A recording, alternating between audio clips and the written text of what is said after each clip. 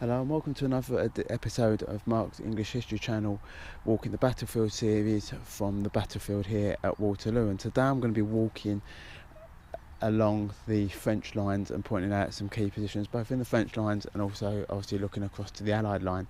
So we're starting today's walk on the French far left. So in front of me is the Chateau of Hougoumont with the Lion Mound Memorial behind it, and then off to our left is the main motorway now running through behind those tree lines. So this is one of the most altered parts of the battlefield, so I won't spend too long here. If you've already watched the larger walking series that I've already done, you'll have seen all the action around Hougoumont. So, but as you can see from this position, how it sits in a hollow, you would have had a forest coming out in this direction from the trees in front of the south gate, heading out towards the right through that gully, and you can see both the intermediary ridge line that runs from roughly across from Hougoumont up towards the Belle Alliance, which is the white building in the far distance, and then on the ridge that's beyond that you can see the main Brussels-Charleroi road. So that gives you an idea of actually where we are on the battlefield. You can also see that from Hougoumont the rising ridge line that the Anglo-Allied army would have been holding on the morning of the 18th of June. So like I say, we're not going to spend too long here before moving out, because this is a fairly significantly altered part of the battlefield. A little bit further and we're standing approximately the position of the left hand flank of Jerome Bonaparte's division that would attack the Hougoumont complex. So you can just see in front of it, you've got the three witness trees there, which are the last remaining trees of the woodland. But as you've come round from where we started earlier, you can now see the chateau complex becomes a lot more prominent on the landscape and on the position. And so it was here from this area, looking down through this trackway, that the initial advance against Hougoumont started. Now this was the beginning of the battle. The first movement of the battle was to attack the chateau there, and this is a failure in Napoleon's commands, is that when he ordered the attack on the chateau of Hougoumont to begin, he never really explained what he wanted to do. And so rather than it just being a cloaking movement to draw forces over to the left hand side of the battlefield, making it look like he was going to be attacking around this flank of the battlefield, instead what he was, before unleashing the main assault on his right hand flank of the battlefield, instead what eventually occurred here, as I've already described in my previous video, is that this becomes a battle in a battle, in that Jerome Bonaparte was the only one of Napoleon's brothers who decided to follow him into a military career, but he was never very a successful commander and really only held the post due to his brother's position. In fact, in the Russian campaign, he was actually sent back to his puppet kingdom because of the way that he disgraced the command. He wasn't very good, and this again rears its head here at Waterloo, because rather than realising that actually all he's meant to be doing is holding troops in position, making them fear that there will be an attack around this direction, instead what he ends up doing is drawing more and more men in, sucking away reserves that could have been better used elsewhere. Also with this position here as well is that you can see again the slope going up beyond the ridge, starting to emerge beyond the chateau. It also, the original assault also is a place so that by assaulting the positions around there, it stopped these outlying positions of Hougoumont, of La Haye-Sainte, which is over in that direction. You can't see it from this position. No, I don't think you can. Don't know if those the white buildings might be it just there, but I think it is that it's more down in a hollow, so I don't think you can see it from this position. When you get that these can't be used as outliers from which the Allies could launch counter-attacks into the flanking positions of French troop movements. along this track now, and we're now in the position of General Foy's division held on at the beginning of the battle. And General Foy is part of Relay's 2nd Corps, is in the centre of it. So Jerome Bonaparte division is to the left, and let me just check who it is.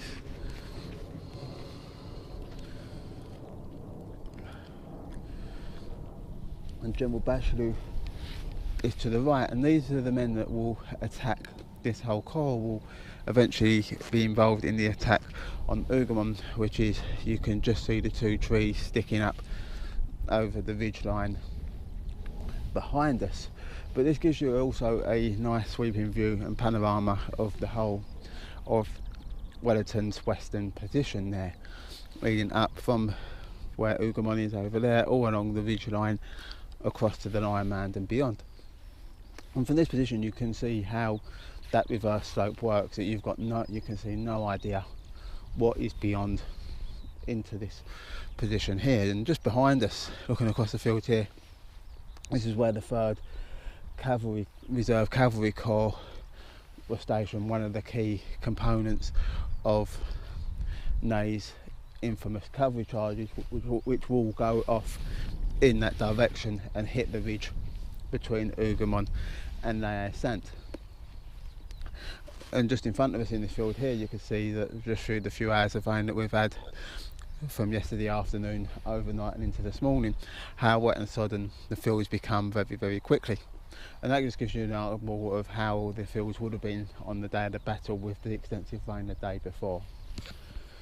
The Wounded Eagle monument, which again we visited on the previous walk, and I'll come back to the significance of that monument later in the walk as we head back towards where we started from. But the area immediately to the left of it, this was held by General Bachelot's division, part of, and the right hand section of Reilly's 2nd Corps, which stretches all the way across to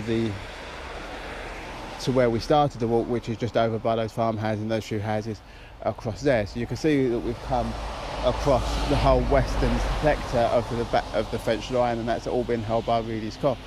The hollow that you can see just beyond us here, just over this ridge line, that's where for the majority of the battle the Middle and Old Guard were stationed prior to their final assault upon the British, not the Anglo-British lines on the western sector, on the British right, the French left at the end of the battle, which we'll come on to later in the walk. So for now we're going to head back to the main road, and that will give us a view along the centre line of the battlefield itself.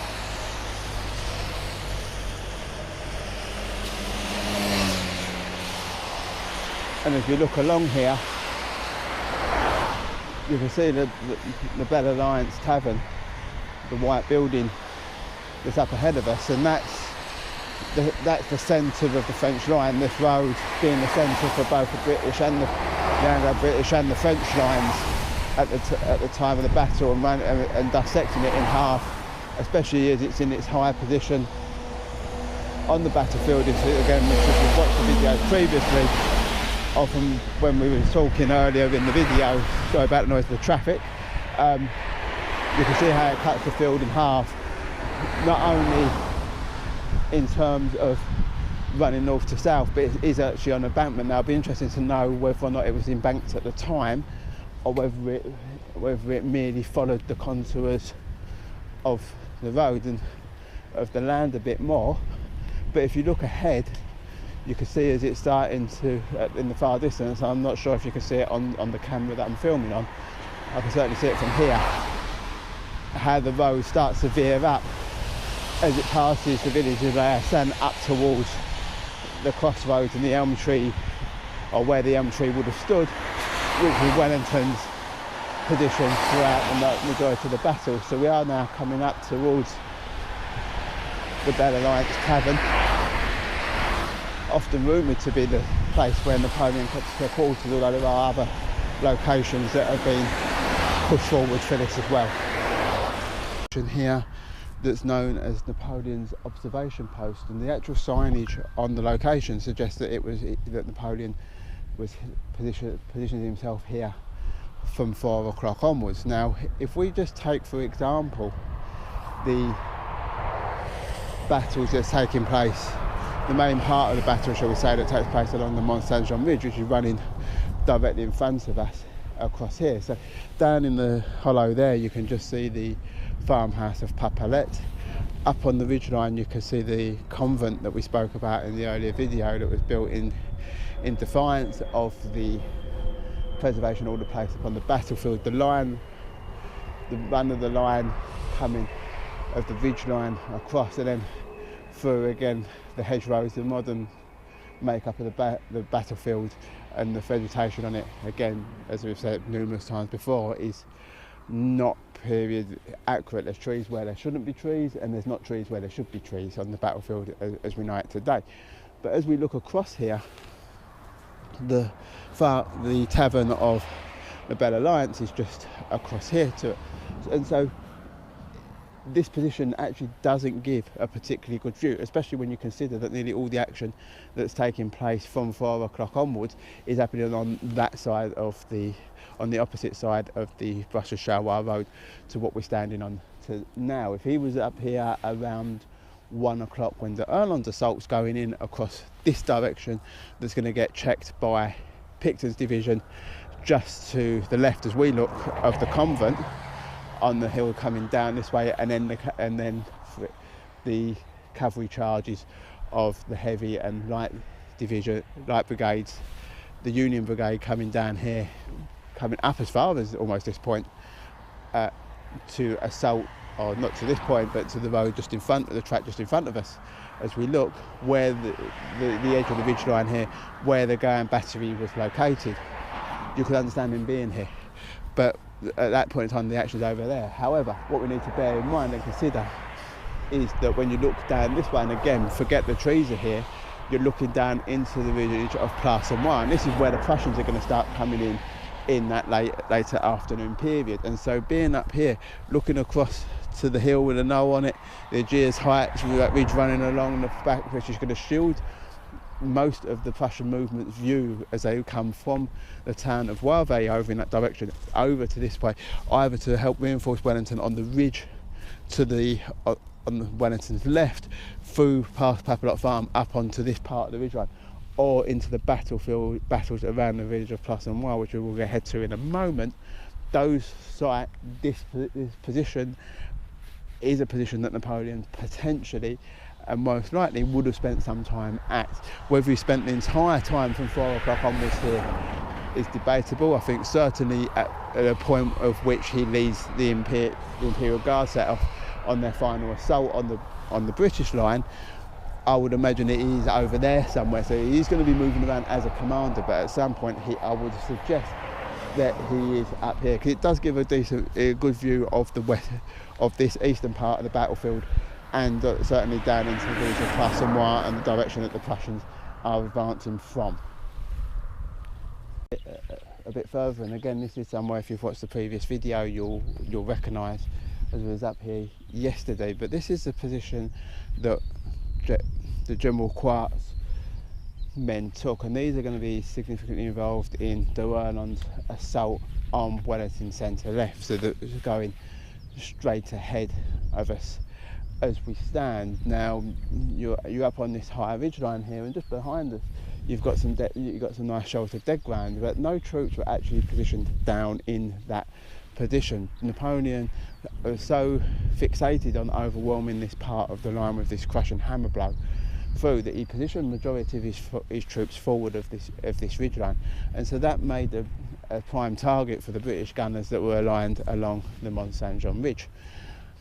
Also, de Erlon's tactic and the way he set the troops up in that position on that day also made it a significant factor of the loss of casualties. Because of the way they were in their lines 3 deep, it meant that one cannon shell, not only is it a big target not to hit, but one cannon shell can do plenty of damage. And so this is where we are on the battlefield, and so de Erlon's corps are all lined up this way, heading towards us. Now you can see the farmhouse of La Hassane on the main road up towards the crossroads there, and then in front of us, heading more or less from the Lion Mound across, is another intermediary ridge. So when D'Erlon's assault takes place and they go down up over that ridge and then down into the next one, what you will find is that they will take artillery forward in support of them to put fire down. Now these were 6-pounders, so from back here they've not got the range to hit the British lines, but it also suggests that from back here that a lot of range we're far out of range, and actually the whole French line in effect needed to move closer to put significant damage onto the British forces. But again, from this position you can see that reverse slope. So although you can see the ridge line that's heading up part away from the Mont Saint-Jean ridge, you've dropped down past the farm and then you're heading up there into the modern village of Mont Saint-Jean and then into Waterloo itself, you cannot see directly behind that ridge. So again, this brings into question what was said about Barnay about seeing the troops disappearing over the back of that ridge, that made him launch those cavalry charges in the mid-afternoon, because you just can't see down there to see what is happening. You can't even see what troops are down there, so everything was a gamble. The only troops when D'Erlon's corps make that first advance would be Byron's brigade, which was situated roughly in the area of that green field, so where you've got the large brown field and then just to the next to it there's a green field and a small strip of brown. There'd have been somewhere in around that area of the battlefield there, and that's where they were prior to them breaking at the start of the battle, at the start of that assault. They were overwhelmed by larger numbers because you've got one single brigade there unsupported on the front slope of the ridge, so by the time there's actually the assault goes in, they've already suffered significant casualties. They suffered significant casualties 2 days before at the Battle of Quatre-Bras, and with this corps assault coming against them, they break. And then what happens is that Picton has to bring his 5th Division that's attached to the Prince of Orange's Royal Dutch Army by Wellington to bolster it up, because Wellington is unsure of the reliability of said forces. They come over, and it's in that area that Picton is killed, and Picton becomes the highest ranking casualty of the Battle of Waterloo amongst the British soldiers, at least. He's killed there.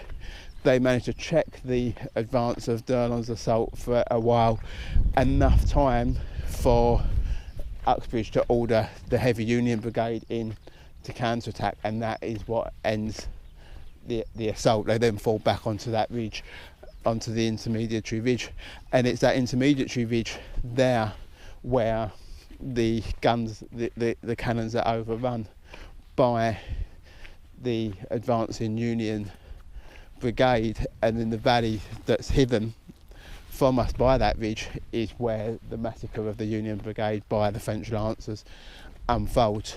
So the French Lancers possibly were positioned maybe in that dead ground behind us prior to that cavalry charge, and when the cavalry charge went in, they moved over, and then as the advance went forward they may have moved into this dead ground here, and then when the assault happened, when the cavalry came over the hill, that's when they came out of the dead ground to hit them. So again, another pure example of why getting out onto these battlefields, whatever battlefield you're interested in, whether or not it's medieval, early modern battlefields, actually getting out onto them and walking them gives you a far greater understanding of how things unfolded on the battlefield, because these little undulations in the ground are sometimes very awkward to ascertain on maps. You look at a lot of maps of the Battle of Waterloo, this ridge is noted, the Mont Saint-Jean ridge is noted, but sometimes these more intermediary ridges and these rolling, the slightly more the little undulations in it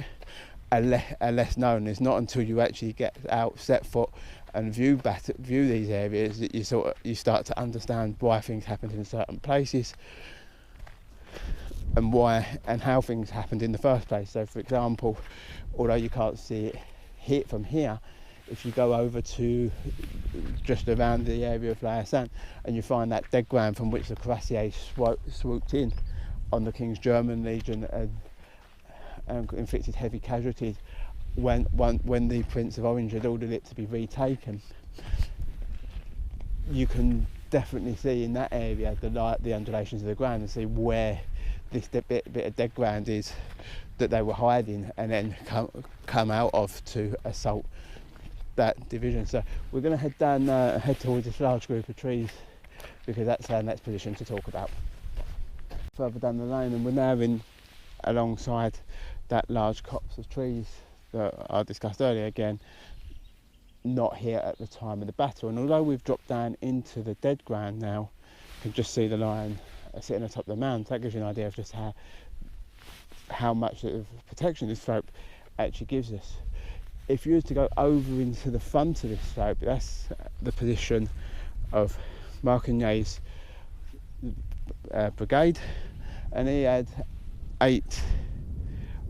division, and he had 8 battalions under his command, and he had them arrayed one battalion, each battalion in line, one behind the other. And this was one of those Napoleon columns that's often referred to, and the idea being that this would provide both by being by column of battalion, it would allow a large enough frontage so that it will give significant firepower if needed, but at the same time would also provide the shock factor of weight of numbers pushing forward. But again, as we discussed a little bit further down, with a target like that for the gunners, one shot is going to do some serious damage because it's just a bouncing, ricocheting round shot cannonball is going to plough through a single file and just keep going. So if you've got a battalion in line, French fight in 3 ranks I believe, that takes 3 out. So if it goes through 2 battalions, that's 6. If it goes through 3, so it's doing significant damage for one shot alone. So by the time you multiply that against the numerous shots, especially once you get closer and the artillerymen change over to canister, breaching out a wide load, a much wider load, you can see just how much damage that's going to be causing. But they're like I say, they're located, they're going to be positioned along this this high ridge line and off over the other side, because like I said, a bit further up, Napoleon did not use the reverse slope in the same way as Wellington did to protect his men. He always put his men forward of the slope so as to give that psychological impact of showing the enemy your numbers, whereas Wellington liked to hide them. It meant that he had the element of surprise because the enemy never knew exactly what he was facing when they came over that ridge. There might be no one there might be the entire army in that one position, and it's a massive miscalculation. But also, by placing them on this side, is that you are protecting your men. Not only are they placed down, they're often told to sit or to lie down until they're actually needed to be standing. Again, giving them that protection, making sure that you're not losing men almost for the sake of losing them, in the case of putting them on display for a psychological impact. This has obviously worked earlier in Napoleon's career, but one of the main things with the battle here at Waterloo, unlike a lot of Napoleon's battles, let's remember that this is the first time Napoleon has ever faced Wellington. All of his marshals have faced him, and majority of them have been beaten by him. But Napoleon is very dismissive of Wellington. He often refers to him as a sepoy general, dating back from his time in India. He's critical of his marshals for having lost battles against Wellington, and believe that they've got because they've lost battles against him, that they've got a mental block against him. And so Napoleon is very dismissive of Wellington. He doesn't give him as much credit as he should do, which would ultimately lead to his demise. But the other thing is that Napoleon, when he fights a lot of these battles, when he puts these troops out on display like he usually does for psychological impact, he's normally facing conscript armies, whereby if you put large numbers of men, more men than you've got, on display, that's part of the battle already won, because they're already thinking that they're going to be beaten especially when it's this much earlier in his career. So if you go back to pre-Russia in 1812, from 1815 through to 1812, those big victories, Austerlitz, Friedland, for example, the psychological impact of those battles when he's facing these coalition countries of Prussia, but the Prussian army is significantly improved by this point. But when you're thinking of facing armies like the Austrians, they've been beaten so many times severely, and the Russians again, also prior to 1812, they've been beaten by Napoleon so many times before, and quite significantly before, that obviously that's going to have a psychological impact upon these men who are facing Napoleon. Now the British army, on the other hand, although we have to remember this isn't the same British army as what has fought their way through Spain. A lot of that was demobilised after coming home. Many of the men did rejoin the colours during the emergency of the 100 Days, but it's not exactly that army, the army that had beaten Napoleon's forces so severely in Spain and invaded France. But this is a professional army. It's an army of volunteers. It's an army of well-trained men. And so when these French columns advance, where normally they might get there and either the army's already run away or one or two volleys and then a bayonet charge is enough to see them off, that isn't the case when it comes to the British Redcoat. The British Redcoat is trained to have his foot nailed to the ground and not to give an inch. And so when these assaults, these psychological aspects of Napoleon's battle plan, things like placing his men on the forward-facing slope of the ridge so that the enemy can see exactly what they're up against, isn't going to work, especially because the British are behind the lines, they can't even see it. Now reaching the end of this lane that leads from the Belle Alliance along to Papelotte Farm. So Papelotte Farm is the far left of Wellington's position, occupying a similar situation as Hougoumont on the right to anchor the flank. And it's in this area that Pierre Duart's division is located. Now, unlike the other divisions that we've mentioned already who attack on this eastern part of the battlefield, part of Duerlon's corps, first corps that's going to move across and attack the Allied ridge, the officer here deploys his men in columns of company rather than columns of battalion, and so there are a lot smaller elements to manoeuvre, and there's a number of reasons for that. As you can see down in this part of the battlefield, the ground becomes a lot more broken. Again, forget the tree lines, they're insignificant to the battlefield, but you see the rolling nature of the hills here. It's a lot tighter, it's a lot steeper than what you've got further along back towards the main road. And so these smaller columns accompanied by columns of sections, actually work, and they push forward and they take positions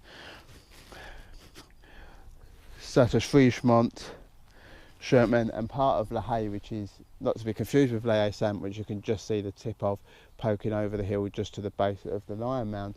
But there's the farmhouse just beyond Papelotte, the next one back, and they actually enforce a lodgement within the Papelotte farm area. Now it's debated about actually whereabouts in the farm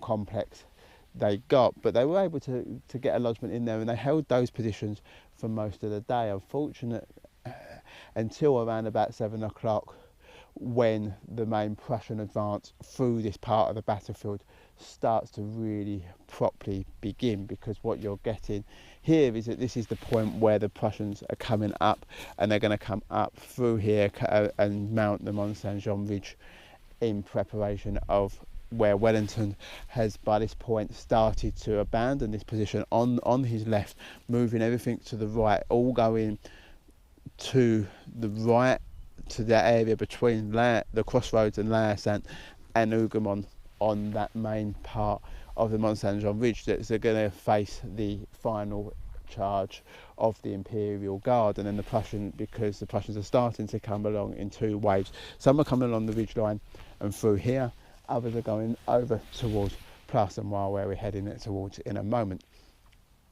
And so as the Prussian troops start arriving on the battlefield and they start getting diverted to their various battle positions, this area becomes untenable for the French that are holding positions down here, and so gradually they start to give way. Also, what's happened is that over the course of the battle, the troops down here have gradually been thinned out as more troops have been moved up onto the main part of the battlefield to give additional support. So although they've captured key positions down here, there's small local skirmishes. They're up against some fairly tough opposition in the 2nd and 3rd battalions of the regiments of Nassau Peninsula War veterans. It's very much close quarter fighting for localised positions and less involved, rather than being in the main involvement over there. And so as troops are needed in the main thick of the battle, the more hesitate to say more important part of the battle, but the key phase of the battle, in that position of the battlefield, troops are being stripped out of here. So when the Prussians then do arrive, unfortunately, the French, for the French, the positions here become untenable. The pure weight of numbers coming on the stream onto the battlefield, it just push them back and away, and they lose positions. And again, from this position here, you cannot see what's going on over there. So that area that's going to be assaulted by the Imperial Guard, if you're a French soldier fighting in and around this area, you do not know that you've not heard that the Imperial Guard has been defeated over on that segment of the battlefield. There's too many undulations in the ground, whether it's intermediate ridges, whether it's the embankment of the Charleroi-Brussels road. You just cannot see it. You could definitely hear it amongst the noise of what's going on here, but you wouldn't be able to say who's been beaten. So the general collapse of the French army in this section of the battlefield primarily occurs due to the arrival of the Prussians streaming onto the battlefield in this area, and the overwhelming weight of numbers and forcing them back, and that adds just to the general chaos of the rout of the French army. Up the slope beyond Papelotte Farm to our front, and this area across here, this was the area that was held by Jacquinois light cavalry brigade that was attached to the 1st Corps, and it was this brigade that is going to launch the counter-charge against the Union heavy brigade. So it's going to come in along the valley floor from the in front of Papelotte, along up towards and sweep around and hit the Union brigade in the flank, and then drive them back. And then also, if you watched the video before, you saw the location that the British light cavalry counter-charged this attack. So down in front of us, you've got in the wooded area, just to the right of the wooded area there, you've got the Chateau Frigemont. So the wooded area, that's one of the few wooded areas that actually was wooded at the time of the battle. And the Chateau Frigemont down there was earlier in the battle the extreme left of Wellington's position. However, it was then later abandoned in favour of Papelotte Farm, deemed to be too far forward for it to be fully supported, and the realisation that it's actually quite isolated and be quite easily taken. And so that position was taken quite early on in the battle by the French in this area, and again, like I said earlier, around the corner, held until the arrival of the Prussians. But this is the area in which the light cavalry brigade attached to the 1st Corps, which would launch that devastating counter-attack against the Union brigade, would be stationed prior to that charge. So we've now come down into this valley, and this is the valley off of the ridge that we was walking along earlier, and we're looking up now towards the heights of and the village of Prussian. Now the village itself is much larger than it was in 1815, and so the area that you see the modern houses on wasn't built on at the time. But that's the position that that Mouton is going to hold against. Let me just check. Against Reiter's, I think it's Reiter's, Zuyten's corps that's coming through this valley across exactly how we're marching. This path pretty much marking the axis of the advance of Zuyten's Prussian corps as they move towards the village of Prussian and then on towards the French centre on the battlefield on the main battlefield itself. So they're coming in and behind the French army here, and so Mouton, who originally is stationed out here guarding the flank, is gradually pushed back, and then they take position up on the heights that we're heading towards now, and will be there in a short while. And there they managed to hold the Prussians off for approximately 3 hours until, faced overwhelming numbers, they are forced to retreat. And according to Esdale in his book, it's these troops up here that hold on for 3 hours against this Prussian onslaught that really should get the credit for the last stand of the French army, more so than the potentially fictitious last stand of the Imperial Guard in the squares and the whole, as we'll come on to later when we get back to the Eagle Monument where supposedly that occurred. But obviously the Imperial Guard is a much more famous unit than Mouton's corps, so Mouton's corps and their actions here is often forgotten. But it's also potentially that element whereby, and I'm going to do another walk in this area and another video and look specifically at the Prussian involvement in the battle. But the German aspects of the battle is often forgotten in our understanding, in our telling of the story. You have to remember, as we've already discussed, you had Hanoverian kings in England, so you had Hanoverian troops, you had exiled German troops, you've got King's German Legion, you've got the Hanoverians themselves, you've got the Brunswickers, and you've got the Prussians here as well. You've also, although they didn't fight here, you've got Bavarians that are fighting in numerous coalitions. And so the Germanic people and the independent states that that make up what today we recognise as Germany were always, throughout the majority of Napoleonic wars, allies with Britain. And so, but they are often largely forgotten about. You get the odd occasional references of Prussians or the famous units like the King's German Legion holding out at La Sainte. But the German involvement here is often overlooked. Now, where or when that occurs is debatable, and it's something that I'd actually personally like to look into a bit more. But one of the reasons why this may, but I'll go into that into more detail when I do the video on the German aspect of the battle. But that might be one of the reasons why this last stand, I wouldn't say last stand, but this rearguard action by Mouton's division up here on the heights outside Prussian is often forgotten, or it is a relatively unknown part of the action as compared to, say, this supposed last stand of the Imperial Guard, because the last stand of the Imperial Guard is against the Redcoats and the British Army rather than the Prussians. So whether that has something to do with it, and whether that's why this story, how much of it is truth is debatable. But whether that Napoleon's elite being butchered to a man, but getting offered the chance to surrender and going down fighting against the British, whether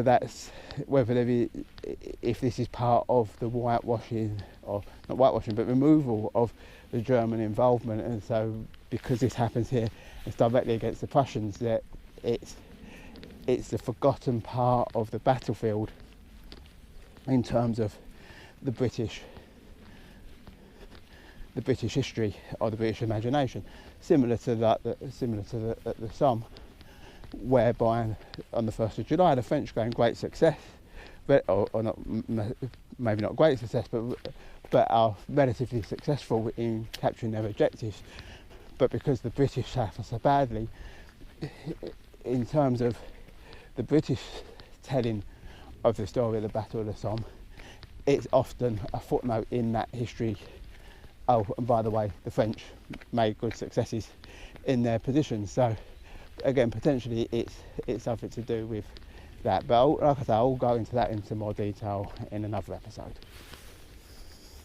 To the village of Plassemaire, and we're at the Prussian Memorial, so I'll get a better view of it from back down on the slopes. But you can see there the inscription. I think it reads, "For King and for country, remembering those dead at the Battle of Belle Alliance, 18th of June 1815. And supposedly this is the position of which the German, Prussian, shall I say, artillery launched fire onto the French positions at the Belle Alliance. But being on this slight incline of ground here, there's no way you'd get much more than a few guns up here. However, if you come through here and through this little bit of forest out to the clearing, again, trees, etc., we do have to take with a pinch of salt as to what was here at the time of the battle, if we consider that the rest of the battlefield is often heavily tree lined where it wasn't. But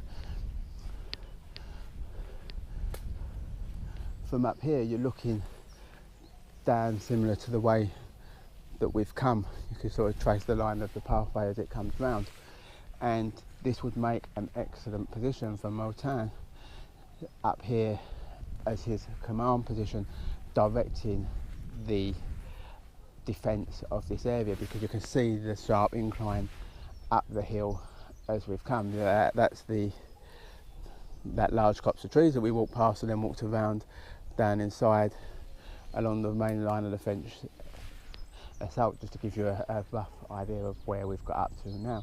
And so yeah, this would obviously make quite a good advantage point for somebody who is defending this position, looking east northeast sort of direction, certainly in the direction that the Prussians were coming along this valley and up onto the heights here at Plassemaire. We've now come down onto the pathway, and you can see the monument there to the Prussians in this in Plassemaire itself, and a better line of the description. Like I say, I am going to do another video that's going to be based more upon the German involvement here at the battle, so I won't go too much into more detail about the German involvement here. I'm looking more at French positions, and there'll be a separate episode coming out later with more emphasis on the German involvement. The village of Plassemaire up through the enlarged village, is this area of the battlefield, for unknown reasons, wasn't part of the preservation area that was agreed, that was assigned in 1814. So unfortunately a lot of modern housing in there, but we do have this monument here to Edward Mullard's 4th Reserve Cavalry Corps. So you've got on so you've got the Cuirassiers on there, Corps de Cavalry de Bullard. You've also got the Infantry de Britannique, 5th Line Infantry as well. But it's also in this position, somewhere in this position, whether or not it's on this traffic island is debatable, but it's around this area that Napoleon's aides were sent to try to discover which troops it was that were advancing up this position. Now obviously, like I say, this area of the battlefield, it has significantly changed due to it being removed from the preservation area, and so visibility here looks very, very limited. But at the time, obviously, you wouldn't have had all the houses, you wouldn't have had all the bushes looking that way. And the first cry went up was that it was, some were saying it was Prussian, some were saying was it Prussian black, was it French blue? Well, majority of the Prussians didn't wear black, they wore a dark blue, so it was very awkward to see from a distance. which it was. However, cannon fire from the Prussian position pretty much determined who it was. But a rumour was spread. Now, whether this rumour was spread deliberately or not is, again, up for debate. But that rumour was that it was Grouchy. Grouchy had arrived with 1/3 of Napoleon's army, let's not forget, that was dispatched originally from Ligny to chase what Napoleon believed was a defeated Prussian force. However, it wasn't defeated. It was in retreat, but it certainly wasn't routed, and it had suffered a defeat, but it wasn't routed. It was retreating in good order, parallel to Wellington, to offer him support here at Waterloo, and which duly arrived.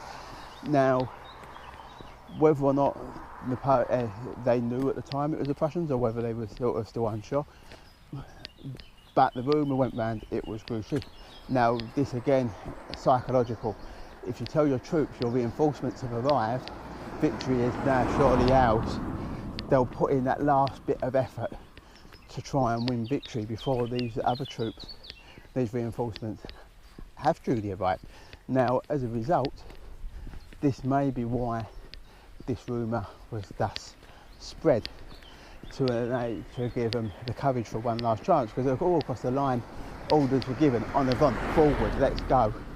However, nothing was coordinated, and it kind of gradually drew to a halt, and then realisation started to dawn upon the French soldiers that were certainly in this area sector of the battlefield. Again, what's happening over there, they wouldn't know what's happening down here. That actually, that's not Grouchy, it is the Prussians, and now they're being attacked, or they have enemies on two fronts. They're being attacked by the Prussians out through this direction, and Wellington on that ridge is still not budging. To the Wounded Eagle Monument. As I said in the previous video, this is one of the most impressive monuments on the battlefield itself, and it is actually located in the right location as compared to some of the other, the statue of Napoleon and the Eagle Monument that's up at the Lion Mound village, an area that the French never actually managed to reach. So it's a fitting memorial. It's it's one of the most more impressive memorials on the battlefield, but rather than just the traditional obelisk that you tend to find elsewhere. But we're just going to make a move down and try not to avoid treading on any crops. But the reason why the monument is placed there, we discussed in the previous video about the last stand, and we're going to move down to a bit area further south to discuss that further in a moment. But we've now just come along here, and it was from this position that this area in this sort of dead ground to a hollow area behind us and in front, that the Imperial Guard started their advance towards the Allied line. So that's it, that's the Allied line directly in front of us. If you just look again, this tree line that's here wasn't here at the time of the battle, and just beyond that you can just see the red roofs of Hougoumont just over there, and directly in front of us is the Lion Mound Memorial. So that grey brown patch of ridgeline, that's the area that Mercer's battery was on, for example, and so it's in that direction that the Imperial Guard are striking out in an attempt to break through Wellington's line, that final act of the battle. Can they make one last push? The undefeated Imperial Guard advancing against that line of British soldiers who are behind that reverse slope, lying down, awaiting their arrival. So you can see just how far that those troops would have to march as this part of the attack, and Napoleon himself went a certain distance with them, I would imagine, before being turned around by Ney and other commanders. My gut feeling is, as obviously there's no distinct knowledge, but maybe as far as this first initial ridgeline area would possibly be the area that he rode before they said, okay, right, so I go back, you can't come with us on this. But that was the last roll of dice, because by that point the Prussians were pushing into Place Noire it needed to happen now. If they can't break it now, they can never do. So this is the elite guard, the undefeated Imperial Guard, but often they were deployed, they were known as the undefeated guard, but often they were deployed at the point of victory. This realistically is the first time, not that they've not snatched victory from defeat before, but this is the first time when really they are in the jaws of defeat, and that this is the final chance for them to have the victory in the last roll of dice, where normally the Imperial Guard, the bulk of the army has done the work, the Imperial Guard goes forward to finish the job. It's less of they're gaining, they're winning, they're completing the victory rather than scoring a 89th minute equaliser, if we use a football analogy, and then a 95th minute winner.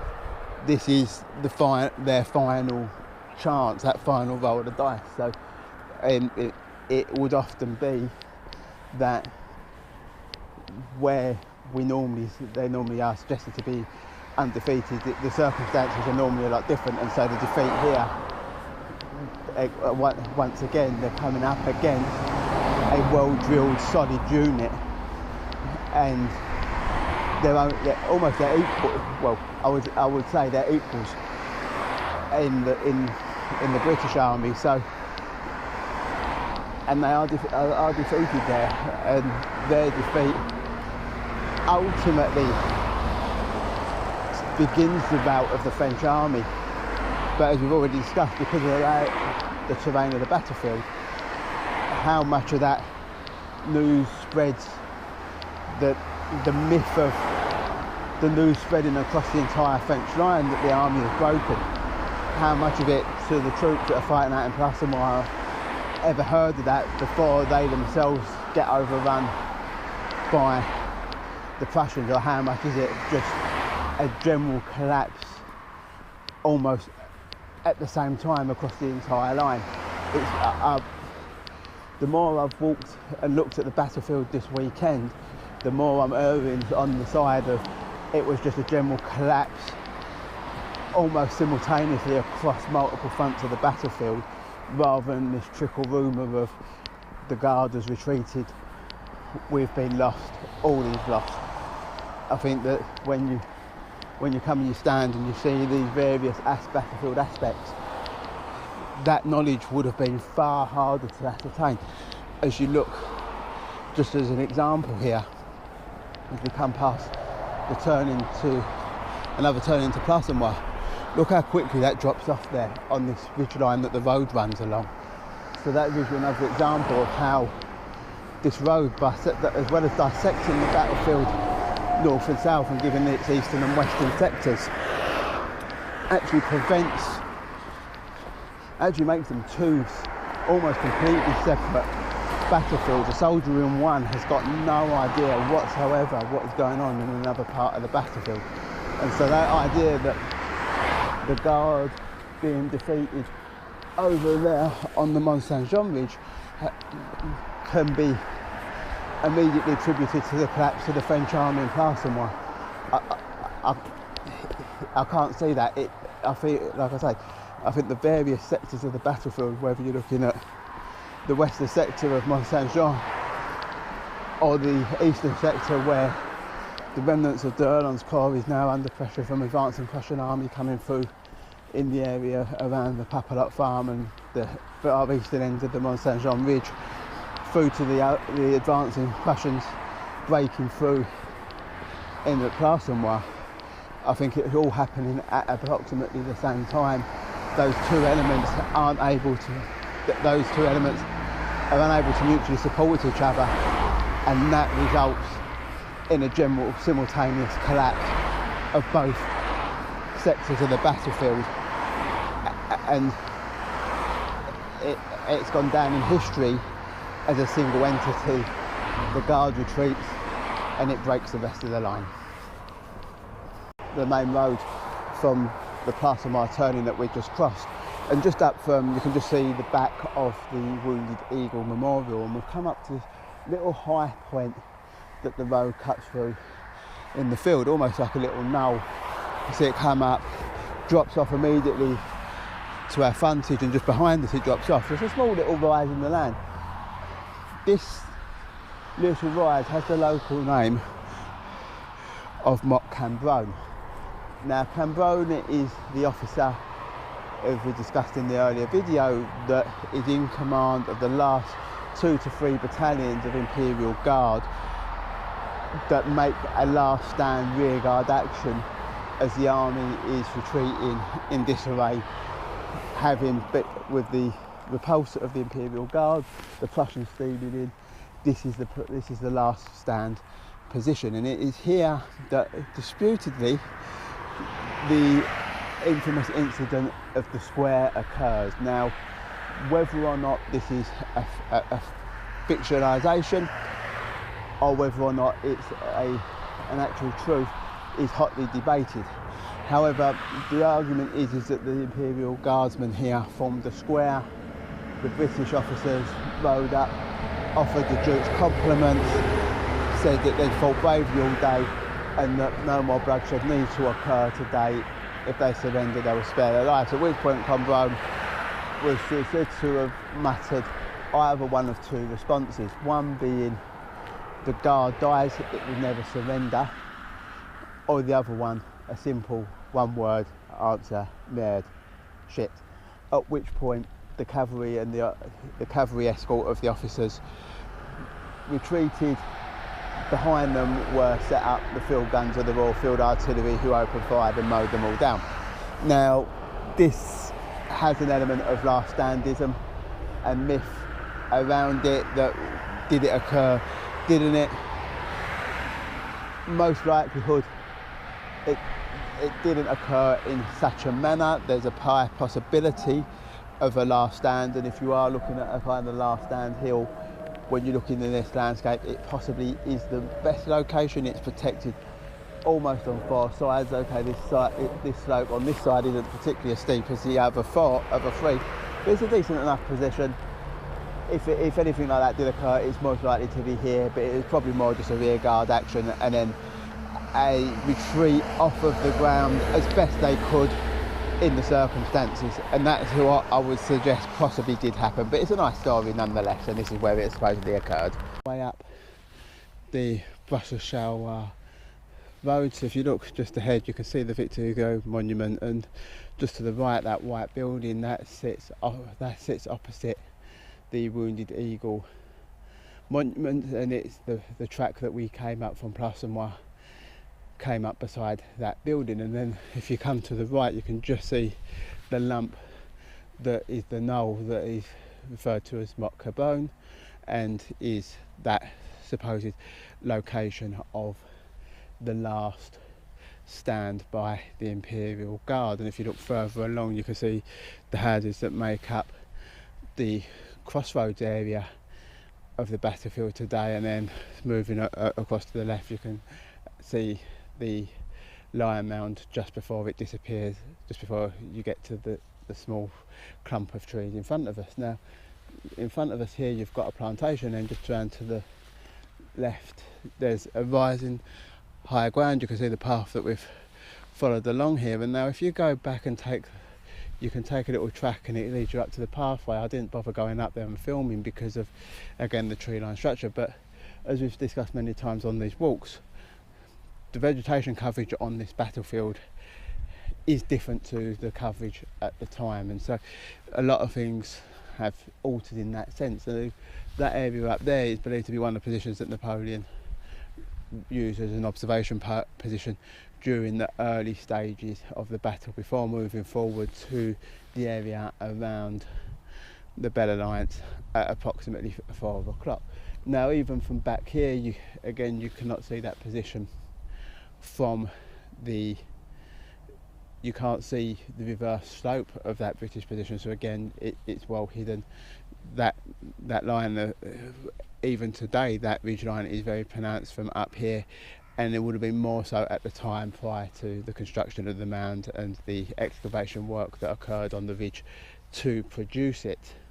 So that's why I didn't bother going up on the mound. Now, if you'd have carried on the main road to Charleroi, past where we turned off here. There's a little lay-by, and a little lane comes off of that said lay-by. If you carry on, you get up to the house of Le Calot, and that's where Napoleon spent the night before the battle. Now, as we look out across the fields here in front of us, this location there's a position held at the start of the battle by another one of the cavalry regiments. The cavalry regiments of the Imperial Guard were up here, and these included, for example, the Empress's Dragoons and a few other famous cavalry Imperial Guards, the Chasseurs, for example. So several famous cavalry regiments, the ones that are the personal cavalry escort of the Emperor. So wherever he was, they were in close proximity. So they were all up here at the time when Napoleon was up here. Obviously, when he moves forward, they will move down with him.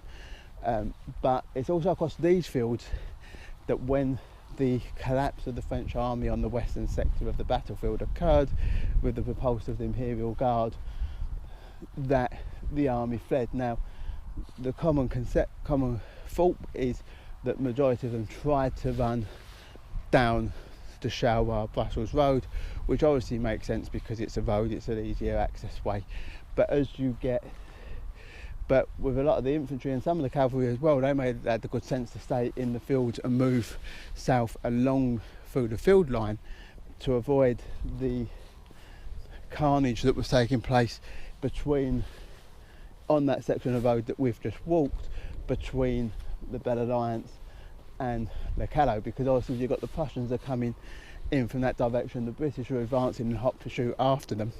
So the roadway is the way that all the cannons, all the wagons, the Emperor himself is unceremoniously shoved into his carriage and raced off at speed amongst this fleeing army of all around him. So if you're on foot, your best option is to head across the fields as best you can, in the hope that you can just stay ahead of your pursuers. And the pursuit didn't last long into the night. In fact, when Wellington eventually meets up with Blucher at the Belle Alliance, or in the proximity of the Belle Alliance, it's often referred to taking place there. There's various painting, obviously, and the German name for the Battle of the Belle Alliance. But when they do meet, Wellington asks that the Prussians take over the chase of the retreating French army, because his army is just too shot to do it. It's in too much of a disorganised state. It needs time to rest, recuperate, reorganise before it can move off. Obviously, you've lost commanders like Picton. Uxbridge's second in command is severely wounded. He loses his leg during the last part of the battle up by the crossroads, supposedly just by the elm tree, is where that incident is to take place. And so at that stage of the battle, we have got the British army. It's not in disarray in the same sense that the French army is in disarray, in open retreat, rout and retreat.